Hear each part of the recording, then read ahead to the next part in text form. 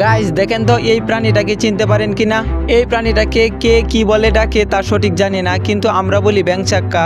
এক এক জায়গায় এক এক রকম নাম ডাকে, তো আপনারা কি বলে ডাকেন তা জানায়েন। তো আমি এখান দিয়ে যাওয়ার সময় দেখতেছি তারা এখানে কি করতেছে, তারপর তার কাছে গেলাম, গিয়ে বললাম এখানে কি করতেছে, তারা বলল মাছ মারতেছে।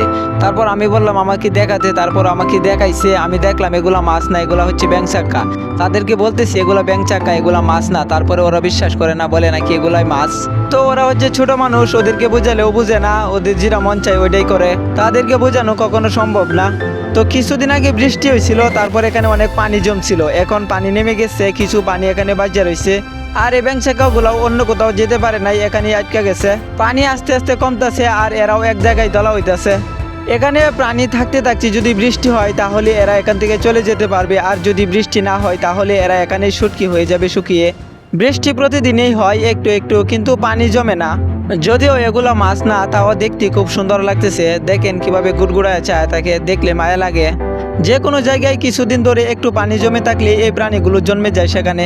আবার যখন কিছুদিন পরে পানি শুকিয়ে যায়, এগুলো শুকিয়ে শুটকি হয়ে পড়ে।